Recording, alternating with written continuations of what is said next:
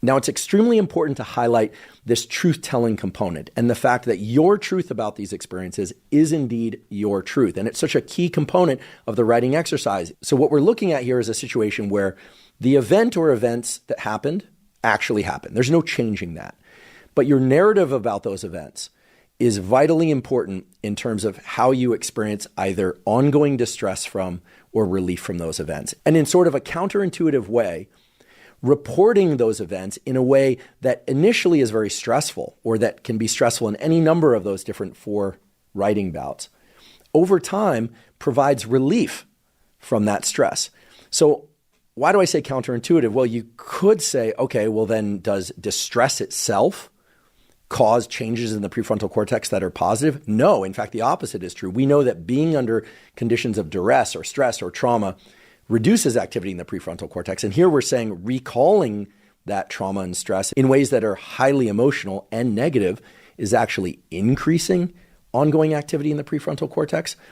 And indeed, yes, that is the case. So how could that be? During development, neuroplasticity is a passive process. Whatever we are exposed to changes our brain in a way that allows us to more reliably predict the future, right? That's one of the key functions of the brain.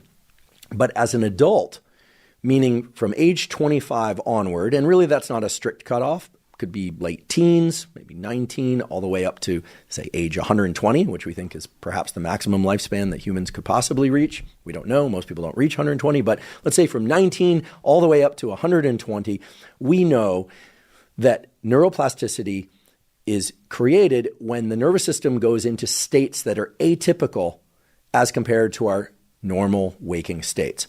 And one of the key triggers for neuroplasticity is when we have high levels of the so-called catecholamines, dopamine, epinephrine, and or norepinephrine in our brain and body.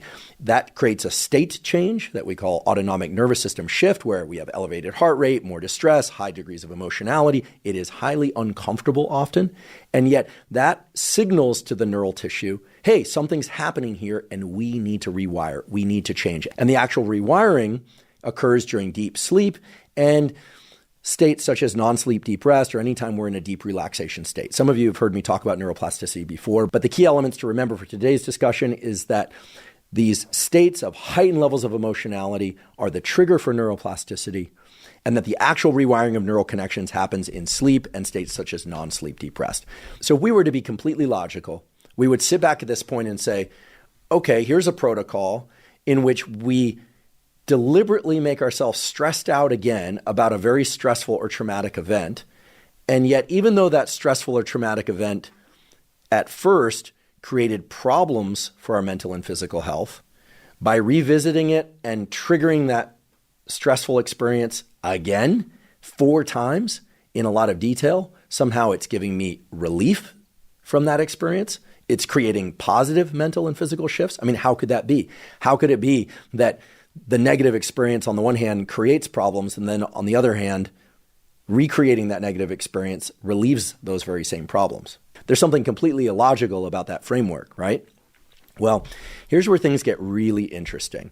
There have been 2 separate collections of work in the psychology and neuroscience literature in the last 10 years, which have focused mainly on 2 concepts. The first concept is that extremely stressful and traumatic experiences, because they induce a relative reduction in the activity in the prefrontal cortex, divorce our mind from creating a coherent structural narrative about what happened during those particular episodes. And in doing so, create a sort of confusion about responsibility. Now, there's a whole discussion to be had about this, and we will have that discussion in a future episode of the podcast about how trauma is actually mapped within the brain and body. There are a lot of theories about this, right? Sometimes we hear that it's all mapped within the body. Sometimes we hear it's all mapped within the brain. Turns out, as is almost always the case, it's both. But there does seem to be both neuroscience-based and psychology, both clinical and research psychology-based evidence for the idea that when people experience very stressful and traumatic events,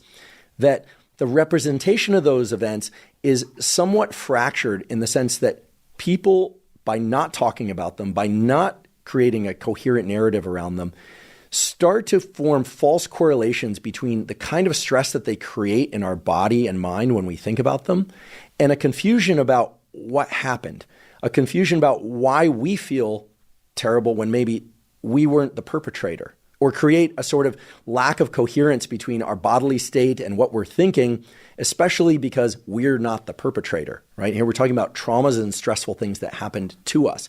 Maybe we were participants in that by virtue of our circumstances, but when we talk about traumas, what we're really talking about are things that we would have never elected to do otherwise. Okay, so I don't want to be too abstract about this, but again, within the neuroscience and psychology understanding of trauma and stress, it seems that there's a lack of coherence about the narrative. There's also a mismatch between the bodily state and thoughts about that experience. And there seems to be a confusion about who or what was responsible for inducing that negative state in a way that, in some sense, causes people to set aside that narrative and try and push it away and not think about it, because it is confusing. It can often even be discombobulating. For those that have suffered from very stressful events and trauma, I think some of this will resonate with you.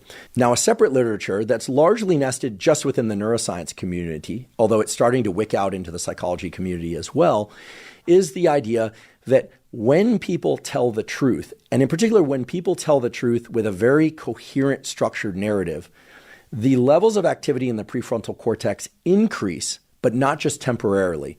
That is, that there's neuroplasticity of these prefrontal cortical structures, which are both involved in generating coherent narratives, but are also involved, and this is super important, that are also involved in regulating the activity of those subcortical structures like the hypothalamus and limbic structures. In other words, that when we can increase our understanding of an event, when we can understand why certain emotions arose, what our role in it really was, what others' roles in that particular event were, well then, by increasing the activity of the prefrontal cortex, it's better both in that moment and going forward to regulate the activity of these other subcortical structures.